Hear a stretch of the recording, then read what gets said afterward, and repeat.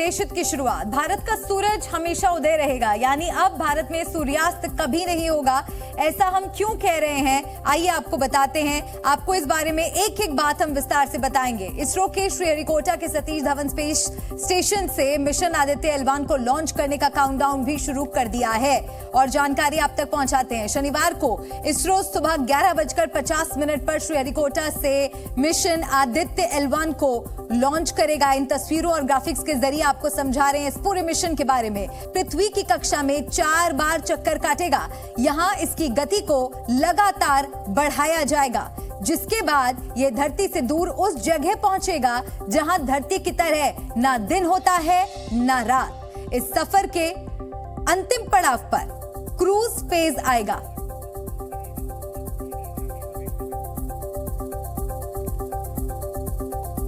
तो इन ग्राफिक्स के जरिए आप समझिए कि किस तरह से इस मिशन को अंजाम तक पहुंचाया जाएगा। आपको बता दें, इस सफर के अंतिम पड़ाव पर क्रूज फेज आएगा, जहां से ये नियंत्रित गति से L1 पॉइंट की ओर बढ़ेगा। देखिए इन तस्वीरों में L1 पॉइंट पर धरती से करीब 15 लाख किलोमीटर दूर है। आदित्य L1 को सूर्य और पृथ्वी के बीच हेलो ऑर्बिट में स्थापित किया जाएगा।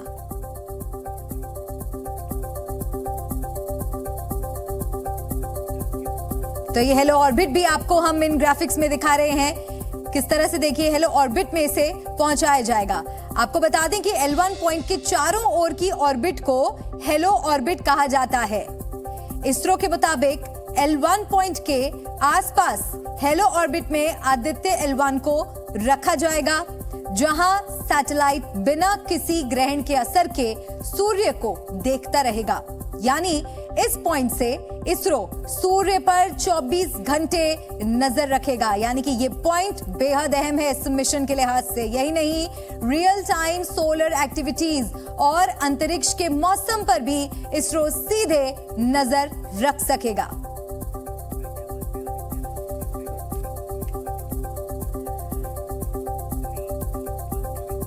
तो भारत का ये पहला सौर मिशन है।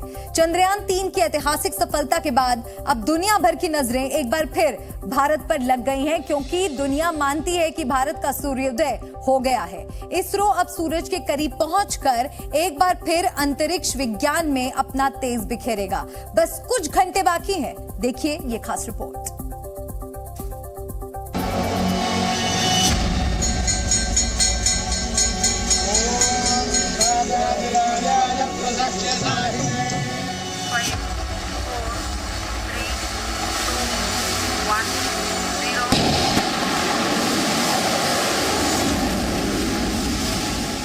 इसी तरह से अब से कुछ घंटों बाद इसरो उस मिशन को लॉन्च करने जा रहा है जो देश के इतिहास में पहली बार होगा। 2 सितंबर 2023 को 11:50 ये वो तारीख और वक्त है जब श्रीहरिकोटा से आदित्य L1 को सूरज के करीब भेजा जाएगा।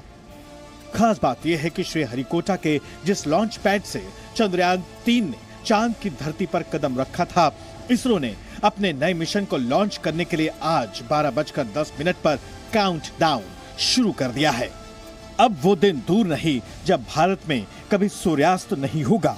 यानी जैसे ही आदित्य L1 पॉइंट पर पहुंचेगा, वो इसके ऑर्बिट को हेलो बोलेगा। ये वो जगह है जहां से आदित्य L1 इसरो को सूरज की पल पल की खबर देगा, बिना रुके बिना थके। Today the countdown for PSLV C57 Aditya L1 mission is starting, and tomorrow noon time we will have the launch. That's at 11:50. Then it will take almost an hour for the satellite to reach the required location and inject. So the Aditya L1 satellite is for studying our sun, and it will take another 125 days to travel from Earth to reach the point where the satellite will look at sun, called L1 point. आपको बता दें कि Aditya L1 hello orbit में स्थापित किया जाएगा। ये करीब 4 महीने में पृथ्वी से 15 लाख किलोमीटर दूर लैग्रेंज पॉइंट 1 यानी L1 पॉइंट तक पहुंचेगा। आदित्य स्पेसक्राफ्ट L1 पॉइंट के चारों ओर घूमकर सूर्य पर उठने वाले तूफानों को समझेगा। आदित्य में प्रयोग के लिए 7 पेलोड भी लगाए गए हैं। इस बीच मिशन आदित्य L1 का मॉडल लेकर इसरो वैज्ञानिकों की टीम ने तिरुमला श्री वेंकटेश्वर मंदिर में पूजा अर्चना की। आपको बता दें कि इसरो चीफ एस सोमनाथ की वैदिक शक्तियों पर गहरी आस्था भी है और हर मिशन की शुरुआत से पहले और मिशन के सफल होने के बाद वो भगवान के दर्शन करने के लिए मंदिर जरूर जाते हैं। इसरो चीफ और साइंटिस्ट एक बार फिर मंदिर पहुंचे हैं। इसरो चीफ मानते हैं कि वो एक खोज करता है और अपने भीतर के विज्ञान के साथ साथ ब्रह्मांड के विज्ञान पर गहरी रुचि रखते हैं। I am an explorer. I explore moon. I explore the inner space. So it's a part of the journey of my life to explore both science and spirituality. So I come to many temples. I read many scriptures. So try to find the meaning of what our existence and our journey in this cosmos. So it's a part of the culture that we are all built to explore, find out. Inner self as well as outer self. So for the outer I do science, for the inner I come to temples. कभी कहा जाता था कि British राज में सूर्यास्त नहीं होता है। भारत का प्रतिनिधि आदित्य भी अब सूरज की कक्षा में पहुंचकर कुछ ऐसा ही मुमकिन करने जा रहा है। भारत के पहले सौर मिशन पर जा रहे आदित्य L1 के हेलो ऑर्बिट में स्थापित होने के बाद सूरज से जुड़ी पल पल की जानकारी भारत के स्पेस सेंटर इसरो को मिलती रहेगी। इसे ऐसी कक्षा में स्थापित किया जा रहा है जहां न तो कभी ग्रहण का असर होता है, न ही सूरज और धरती के गुरुत्वाकर्षण का असर पड़ता है।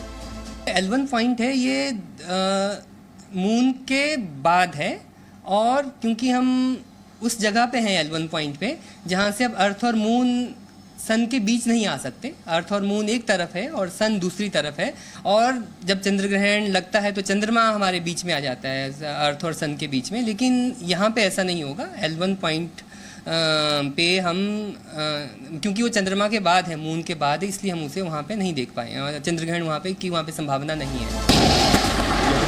चंद्रयान 3 की ऐतिहासिक सफलता के बाद साइंस जगत के जानकार मानते हैं कि भारत का कद केवल एशिया में ही नहीं दुनिया भर में बढ़ेगा, क्योंकि G20 के शिखर सम्मेलन से पहले सूरज और चांद पर भारत कामयाब मिशन पूरा कर रहा होगा।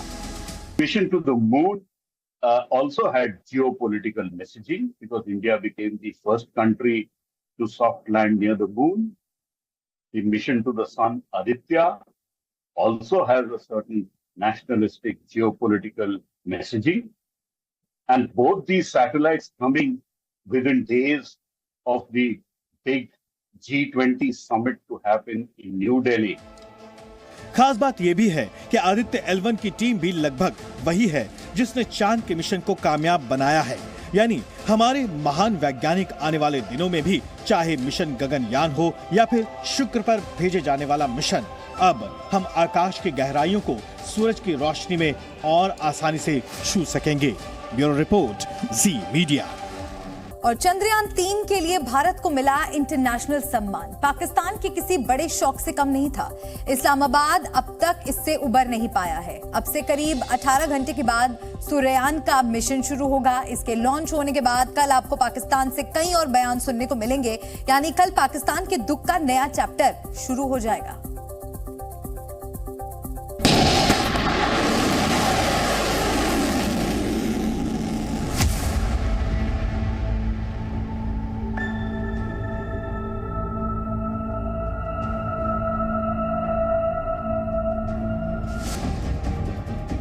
लॉन्च पैड पर सूर्ययान के पहुंचते ही पाकिस्तान में घमासान शुरू हो गया है। चंद्रयान के बाद इसरो का आदित्य L1 मिशन भी कामयाबी के नए रिकॉर्ड्स बनाएगा। सूरज के करीब जाकर भी जलेगा नहीं, पर इस खबर को देखकर सीमा पार जलन लगातार बढ़ रही है। भारत को अंतरिक्ष में देखकर पाकिस्तानी कभी अपने सिस्टम तो कभी आर्मी को कोस रहे हैं। पाकिस्तानियों को गुस्सा इस बात का है कि दुश्मन भारत में आखिर इतनी तरक्की क्यों हो रही है। इसरो के वैज्ञानिक साइकिल से चांद तक का सफर करने के बाद सूरज की तैयारी कर रहे हैं। भारत पहली बार सूर्य की रिसर्च के लिए मिशन भेज रहा है। ये देख कर कुछ पाकिस्तानी तो दीवार पर सिर पटकने की तैयारी कर रहे हैं। पाकिस्तान में दुख और गुस्से की ये तस्वीर कॉमन है। पाकिस्तानी पहले अपनी स्पेस एजेंसी की कामयाबी ढूंढने की कोशिश करते हैं और जब कुछ नहीं मिलता तब भारत की तारीफ करने लगते हैं। पाकिस्तान के लिए भारत की तरक्की से बड़ा कोई दुख नहीं है और 2 सितंबर को सूर्ययान की लॉन्चिंग के बाद इस्लामाबाद के दर्द में और इजाफा होने वाला है। ब्यूरो रिपोर्ट, जी मीडिया। करीब एक हफ्ते बाद दिल्ली में दुनिया के कई शक्तिशाली नेता जुट रहे हैं। G20 की कमान पीएम मोदी की अध्यक्षता में भारत के पास है। ऐसे में दिल्ली पुलिस ने अपनी महिला कमांडो को भी पूरी तरह से तैयार रहने के लिए ट्रेनिंग देना शुरू कर दिया है, जबकि दिल्ली के चप्पे चप्पे पर ड्रोन से भी पैनी नजर रखी जा रही है।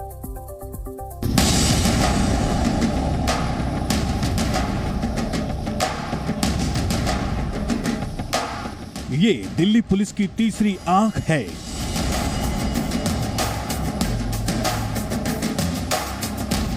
ये दिल्ली के आसमानी रक्षक हैं।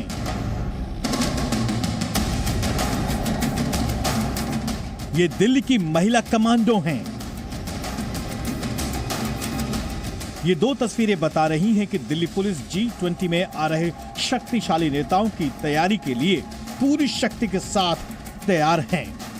और देश हित में अब बात उस महामुकाबले की जिसका इंतजार पूरी दुनिया कर रही है। कल यानी शनिवार को भारत और पाकिस्तान की टीमें एशिया कप के मैच में आमने सामने होंगी। मैच से पहले ही पाकिस्तान में टेंशन बढ़ गई है। किसी की जुबान पर हिटमैन का नाम है तो कोई बूम बूम की माला जप रहा है। विराट कोहली तो पहले ही पाकिस्तान में खौफ का सबब है। मैच श्रीलंका के कैंडी में होना है, लेकिन इस्लामाबाद से लेकर लाहौर तक हार का डर कैसे बैठ गया है, इस रिपोर्ट में देखिए। रोहित, विराट, शुभमन, हार्दिक और बुमराह, ये चक्रव्यूह देखकर टीम बाबर के फैंस ने अपनी हार मान ली है। मैच से 20 घंटे पहले ही हार के डर से पाकिस्तानियों का बीपी हाई हो गया है। क्रिकेट में भारत पाकिस्तान से बड़ा कोई मुकाबला नहीं है। इस महायुद्ध से पहले सीमा पार बेचैनी है। कोई पिछले रिकॉर्ड देख रहा है तो कोई रोहित शर्मा की टीम के फॉर्म से खौफ में है। बहाने अलग अलग हैं, लेकिन डर सबको लग रहा है। हिटमैन रोहित के रिकॉर्ड बुक खुलते ही पाकिस्तानियों की बोलती बंद हो गई है। एशिया कप से ठीक पहले हर पाकिस्तानी रोहित की ताबड़तोड़ बल्लेबाजी का रोना रो रहा है।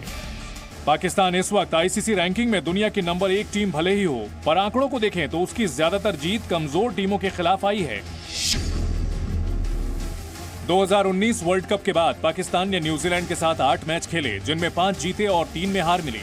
खास बात यह है कि न्यूजीलैंड ने अपनी सेकेंड लाइन टीम पाकिस्तान भेजी थी। अफगानिस्तान के साथ 3 मैचों की सीरीज में पाकिस्तान ने तीनों मैच जीते। नीदरलैंड्स और वेस्टइंडीज से भी पाकिस्तान ने 3-3 मुकाबले जीते। श्रीलंका से पाकिस्तान 2 मैच जीता, जबकि जिम्बाब्वे के साथ 3 मैचों की सीरीज में पाकिस्तान 2 मैच जीता। यानी कमजोर टीमों के खिलाफ जीत दर्ज करके पाकिस्तान पहले पायदान पर पहुंच गया। आंकड़ों में भले ही पाकिस्तान टॉप पर है, पर एशिया कप में भारत का प्रदर्शन पाकिस्तान से कई गुना बेहतर है। एशिया कप में भारत हमेशा से पाकिस्तान पर भारी पड़ा है। भारत और पाकिस्तान के बीच एशिया कप के वनडे फॉर्मेट में कुल 13 मुकाबले खेले गए हैं। भारत 7 बार जीता है, पाकिस्तान 5 बार जीता है और 1 मुकाबला रहा है बेनतीजा। भारत के पास एशिया कप की 7 ट्रॉफी हैं, जबकि पाकिस्तान के पास दिखाने के लिए सिर्फ 2 ट्रॉफी ही हैं। भारत की यही कामयाबी पाकिस्तान के खौफ की सबसे बड़ी वजह है। भारत का रिकॉर्ड और भारतीय बैट्समैन की धमाकेदार पारियों वाली फॉर्म भी पाकिस्तानियों की परेशानी का सबब बनी हुई है। टीम इंडिया का बैटिंग ऑर्डर क्या होगा, कौन किस नंबर पर आएगा, पाकिस्तानी क्रिकेट फैंस को इस बात की भी टेंशन है। भारतीय टॉप ऑर्डर को आउट कैसे किया जाए, इसका भी एनालिसिस चल रहा है। भारत की वर्ल्ड क्लास बैटिंग तो पाकिस्तान के लिए खतरा है ही। अब तो गेंदबाजी में बुमराह के कमबैक की चर्चा पूरे पाकिस्तान में हो रही है। टीम इंडिया की मजबूत बैटिंग, बॉलिंग के साथ फील्डिंग भी है। इस परफॉर्मेंस से पाकिस्तानी फैंस ही नहीं बल्कि पूर्व क्रिकेटर भी खौफजदा हैं। भारत के फिट टीम के साथ पाकिस्तान कैसा परफॉर्म कर पाएगी, इसे लेकर बाबर आजम की टीम दबाव में है और फैंस उलझन में। हर कोई यही सोच कर परेशान है कि भारत के सामने पाकिस्तान कितनी देर टिक पाएगा। 2019 के वर्ल्ड कप के बाद से 50 ओवर के फॉर्मेट में भारत और पाकिस्तान की टीमें पहली बार आमने सामने हैं। भारतीय खिलाड़ियों की फॉर्म और उनकी तैयारियों को देखकर पाकिस्तानियों को यकीन हो चला है कि बाबर आजम और उनकी टीम भारत के आगे कहीं नहीं टिक पाएगी। और शायद यही वजह है कि पाकिस्तानियों के सपने में कभी विराट की धुआंधार पारियां आ रही हैं, कभी रोहित के सिक्सर आ रहे हैं और कभी बुमराह के बाउंसरों का डर उनको डरा रहा है। कैमरामैन विनायक के साथ कैंडी के मैदान से जी न्यूज के लिए मैं कपिल वशिष्ठ। और अब बात करते हैं जी न्यूज की मुहिम की। आपको नितिन देसाई केस से जुड़ा वो पहलू दिखाते हैं जो उनके सपनों की उड़ान की सच्चाई बयां करता है। नितिन देसाई ने एनडी स्टूडियो के पास एक शानदार शीश महल बनाया था। इसके पीछे उनकी क्या सोच थी और कितनी मेहनत से नितिन ने इसे तैयार कराया, ये सब कुछ बहुत दिलचस्प है। पूरे केस से जुड़े कई अनसुलझे मसले हैं जो इस रिपोर्ट के जरिए समझे जा सकते हैं।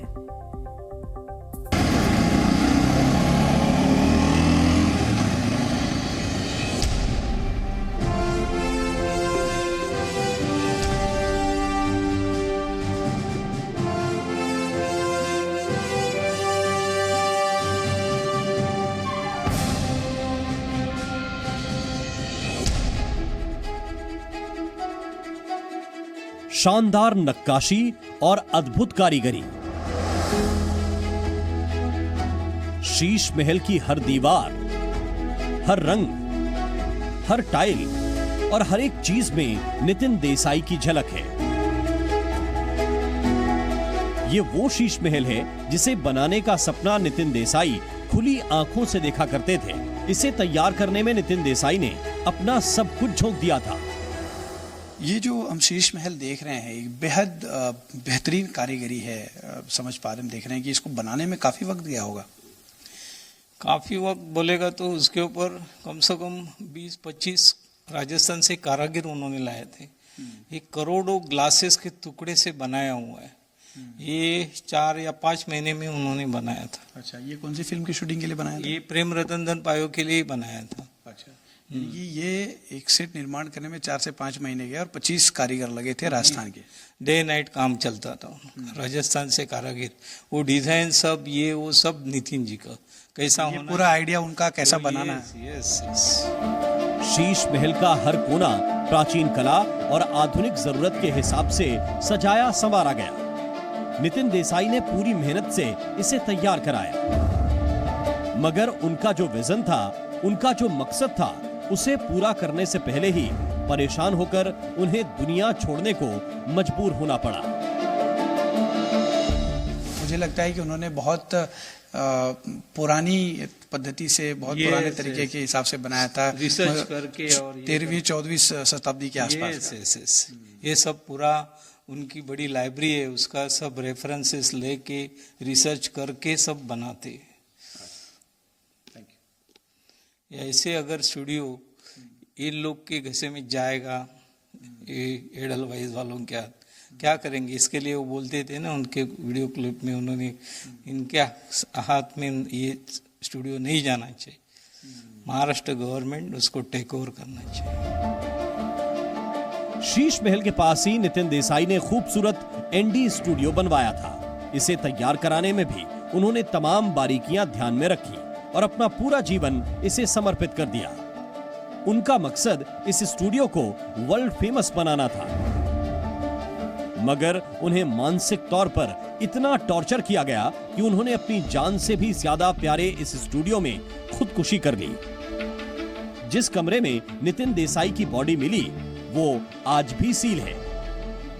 इस वक्त मैं एनडी स्टूडियो के उस जगह पर खड़ा हूं जहां पर इस पूरे सपने को देखने वाले, इस एनडी स्टूडियो को हॉलीवुड के दर्जे का बनाने वाले नितिन देसाई ने आत्महत्या कर ली थी। ये वही स्टूडियो है जिसे उन्होंने बहुत ही मेहनत से, बहुत ही लगन से बनाया था। इस स्टूडियो में कई शोज की, कई फिल्मों की शूटिंग हुई। किसे पता था कि एक दिन इसी स्टूडियो को जिसे उन्होंने बड़ी मेहनत और लगन से बनाया था, इसी स्टूडियो में वो आत्महत्या कर लेंगे। स्टूडियो को देखिए, उसके ताले पर सील लगा दिया गया है ताकि कोई अंदर ना जा सके जब तक इस पूरे मामले की जांच चल रही है। नितिन देसाई के इस एनडी स्टूडियो में कई बड़े शोज की शूटिंग भी हुई, जिसे देखकर नितिन काफी उत्साहित होते थे और उनका एक ही मकसद था कि किसी भी तरह स्टूडियो को इतना एडवांस बनाया जाए कि यहाँ हर तरह की शूटिंग की जा सके। अभी तक इधर लाफ्टर चैलेंज करके फर्स्ट शो इधर हो गया था। बाद में बिग बॉस का जो पहले जो 10-11 एपिसोड हो गए थे, वो इधर ही हो गए थे, 10-12 शोज। बाद में इधर से बहुत से बड़े बड़े कॉन्फ्रेंस, बड़े बड़े शोज होते थे। इधर कम से कम 2000 लोगों का अंदर कैपेसिटी है बैठने का। LED स्क्रीन है 90 बाय 29 इंचेस फीट का। और उसके ऊपर सब एलईडी डिज़ाइन वगैरह, एलईडी डिज़ाइन से सब सेट भी बनाते थे। हाँ, और उधर बहुत बड़े बड़े पिक्चर के भी शूटिंग होते थे। कर्ज का बोझ और कर्जदारों की मनमानी ने नितिन देसाई जैसे होनहार को छीन लिया। नितिन देसाई और उनके सपनों से जुड़े कई और पहलू हैं जो उनके विजन की लंबी फेहरिस्त बताते हैं। अगली कड़ी में हम आपको नितिन देसाई से जुड़ी कुछ और बातें बताएंगे, जिनके जरिए आप ये समझ पाएंगे कि कैसे उन्होंने अपने दम पर बड़ा साम्राज्य खड़ा किया था। ब्यूरो रिपोर्ट, जी मीडिया। जी न्यूज़।